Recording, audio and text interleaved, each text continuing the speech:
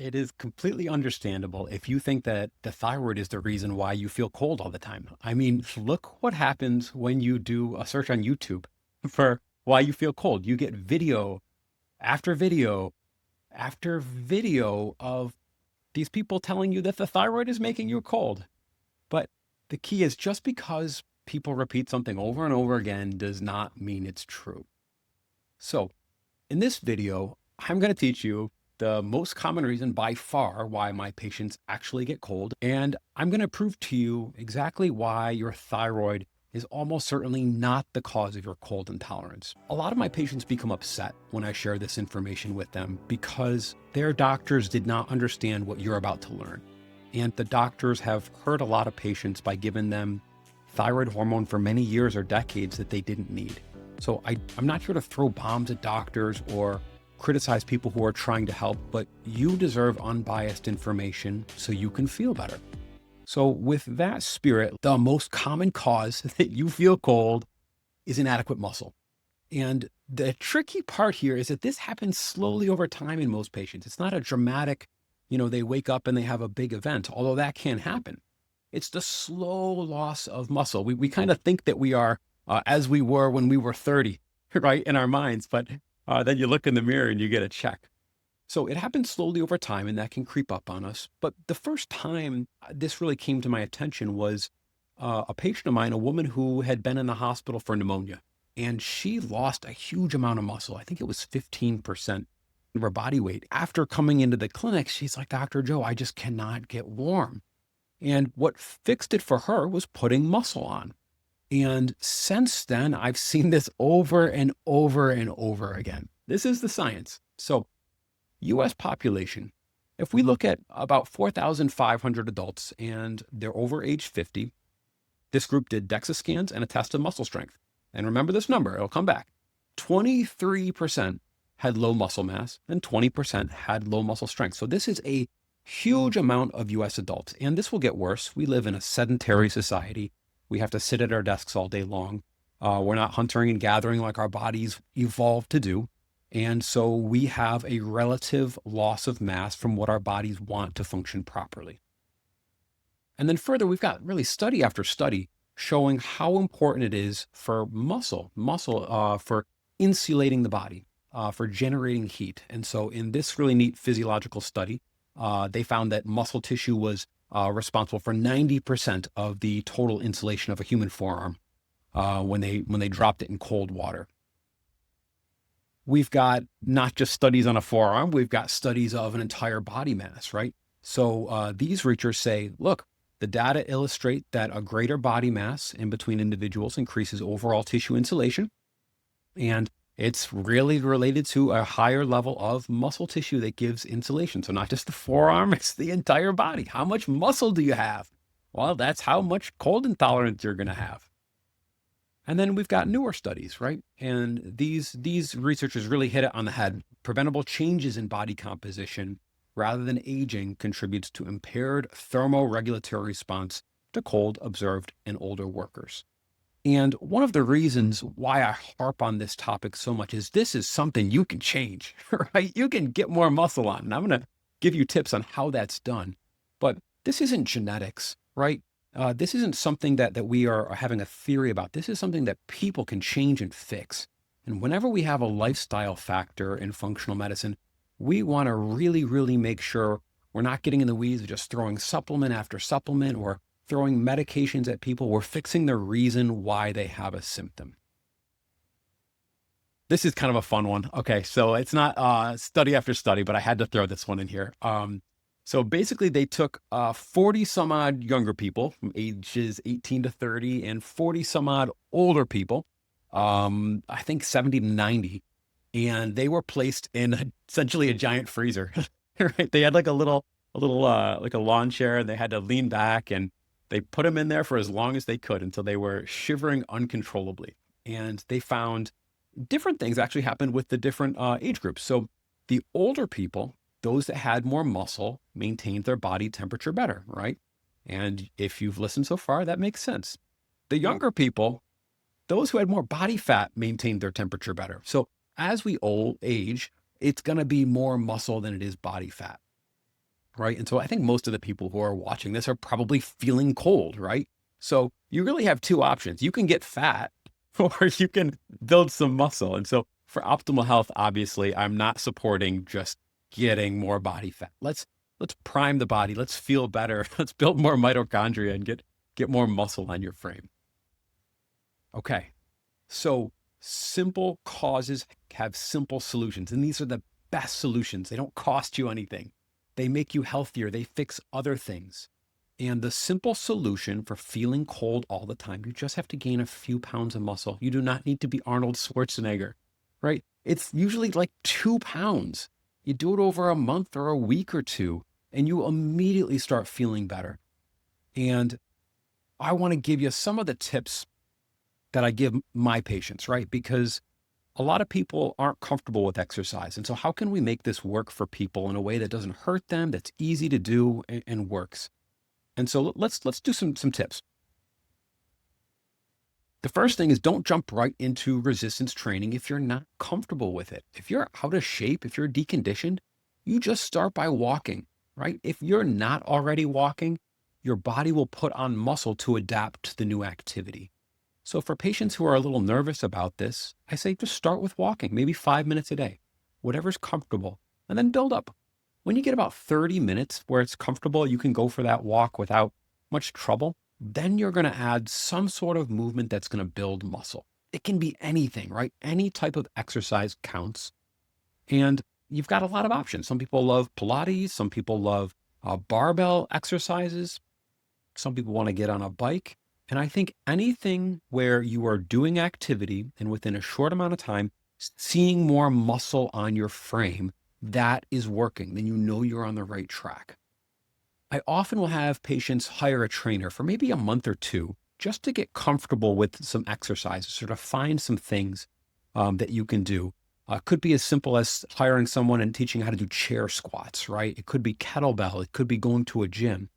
But working with a trainer to kind of learn some movement patterns, I think is a really good way to start. How often do you do it? Well, 2 to 3 times a week is optimal, but for patients who are out of shape and they just start with walking, they sometimes get out of this trap of feeling cold all the time by exercising once a week. And in functional medicine, when you treat the right cause, people get better, symptoms get better. So you know you're doing enough. If you're just exercising a week and you're finding you're not cold all the time, you've done enough, right? Do more, please. Exercise, it's great. But the key here is that you don't have to go to huge efforts when you're treating the right thing. Now, I have to throw this in here. Anyone worried about osteoporosis should prioritize the muscle in the areas that are vulnerable for fractures, right? So we are so worried about hip fractures and spine fractures, lumbar spine fractures. And so the way you fix that is you build the muscle around those bones. I tell patients you can bathe yourself, you bathe your bones in calcium and vitamin D. But if your muscle is not pulling on a tendon, which is pulling on a bone, which is telling the cortex of that bone to strengthen, it won't grow. So if you are worried or you have osteoporosis, make sure you're having someone teach you how to do a squat, right? You want the muscles of your hips, your legs, your butt, your core to get bigger because those are the bones we want to protect. Okay. When you exercise, you should feel slightly sore, but not forever. Bump your protein on exercise days and avoid plant-based proteins. They're full of heavy metals. I see this all the time. Don't get the pea protein or the rice or the hemp protein. They're all pretty bad. You can Google this. It's not made up. It's pretty scary. And I have a video on the topic. Also, whey and collagen is, I think, the best. One of the videos on why you could be cold all the time that came up high in my feed was this guy saying, the reason why you're cold all the time is that you're not eating enough protein. And he went on to say you need to eat more than 1 gram per pound of your body weight, and that it's 45 to 50 grams per meal. Now, it's obvious that this guy is not a practicing doctor because people can't do that. That's not real life. And the good news is you don't eat that much. That's for Arnold Schwarzenegger, right? He can eat 50 grams 3 times a day. But aim for half your body weight. It's usually 20, 25 grams with each meal. And maybe you bump that a little bit with an extra scoop of protein on your workout day. But please don't just crush protein. We're people, we're not professional weightlifters here. Track your progress. You can't get better at something unless you're seeing, am I doing enough? And so track at least weekly. Is your weight going up as you're training? I love some of the scales that track body fat and muscle mass. They use impedance. You stand on it with your feet, and then it's got a little bar that lifts up, and it sends an electrical course from your feet to your arms, and it gives you a pretty accurate measurement of how much body fat, how much muscle you have. They're pretty inexpensive. You can get them at home and use that. Are you getting more muscle, right? If you don't have the scale, look at yourself. Do you got some more muscles or no? Do you feel stronger? Can you lift more, right? Can you exercise for longer? Okay, you are on the right track. If you're not getting results, are you eating enough protein, right? Very simple questions. You don't have to make this really that complicated. And then finally, always ask, is this safe? Am I putting myself at risk for injury? Am I doing something that's safe for my fitness level? And again, most of my patients who feel cold all the time, that goes away pretty quickly with just a little bit of muscle. Okay, before we jump into the thyroid, if this has been helpful for you at all, please like the video, please share it, please subscribe to my channel. I'm really dedicated to teaching patients the real root causes why people are sick, and I want to teach doctors how to practice better medicine. All right, so why is it not your thyroid, right? Dr. Joe, what the hell are you saying? Every single video, every single doctor, everyone knows it's your thyroid. Well, they're wrong. Let's look to why. Okay, true hypothyroidism, the condition where you are deficient in thyroid hormones, is very rare. And when you have it, it doesn't always make you feel cold. In fact, it usually does not make you feel cold. Let me show you what I mean. How many people in the US actually have true overt hypothyroidism? Overt is the word you'll see in the medical literature. And true hypothyroidism is defined by deficiencies in the T4 hormone and a high TSH. So the brain is putting out the TSH hormone to tell the thyroid to make more T4, T4 being the active hormone that works across the body. And the thyroid just can't. It can't keep up. It's not making hormones. Patients are deficient in thyroid hormone and they feel terrible. And yes, it can cause feeling cold in some patients, but the first thyroid fact, only 0.33% of the US population has this condition. Most people have been misdiagnosed with a condition that I'm going to teach you about in just a moment. Only 33% of patients who have hypothyroidism experience cold intolerance. So 2/3 of patients with true hypothyroidism don't feel cold. 1/3 do, right? It's not everybody. So you've got 33 out of 10,000 people who actually have hypothyroidism.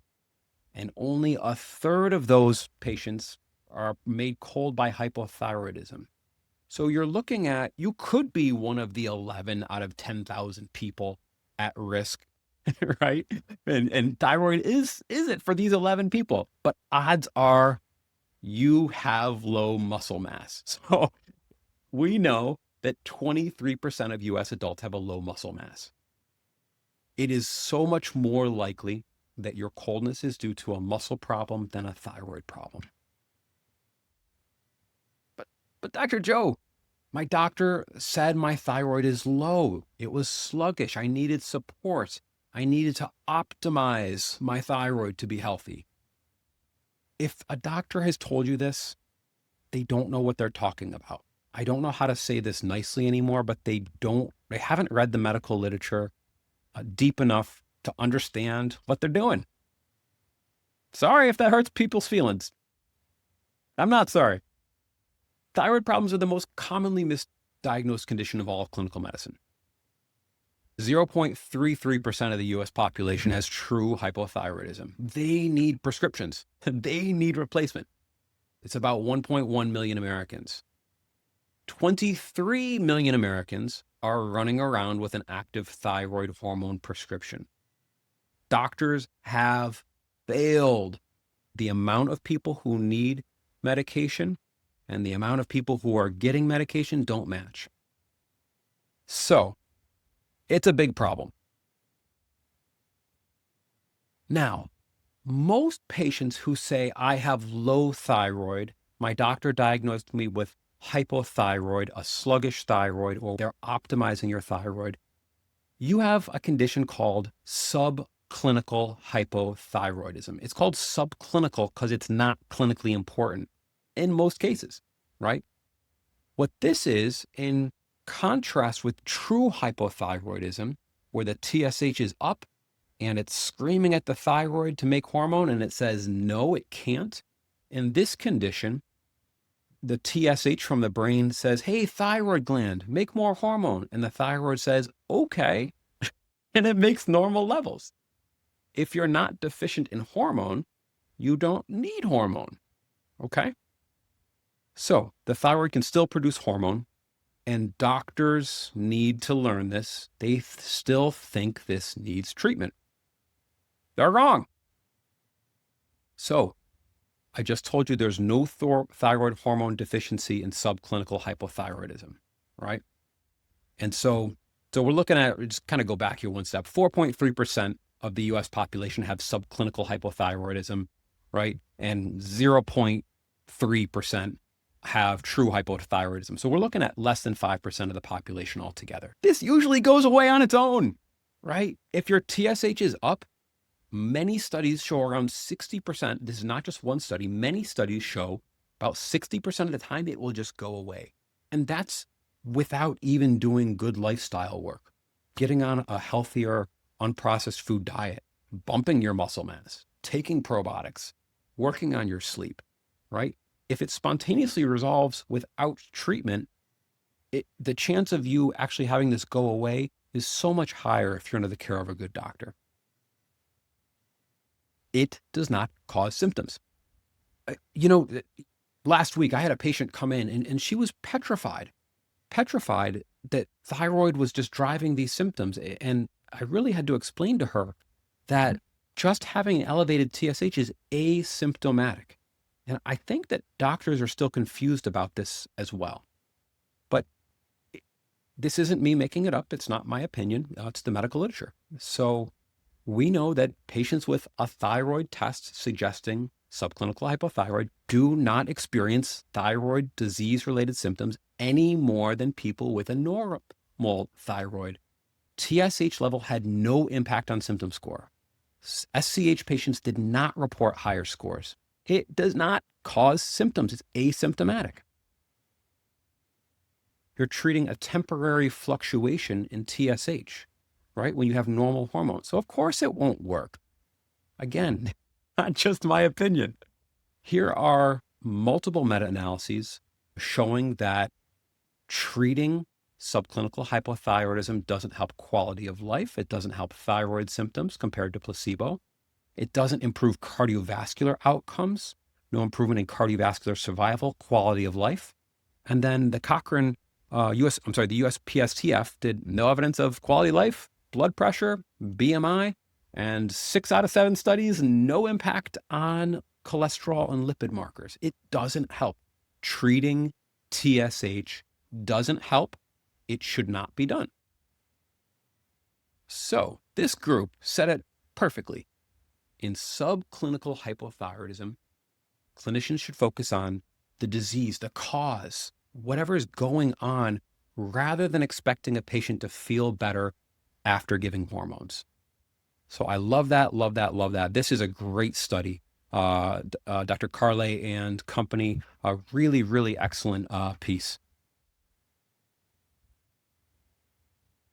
The whole point of this, the whole point of functional medicine is not throwing supplement after supplement at patients. It's not slamming people with medications. It's not chasing nutrients. It's not special lab tests. The whole point of functional medicine is finding out the reason why someone is feeling sick. And the honest truth is, if you don't treat the correct cause, you won't get better.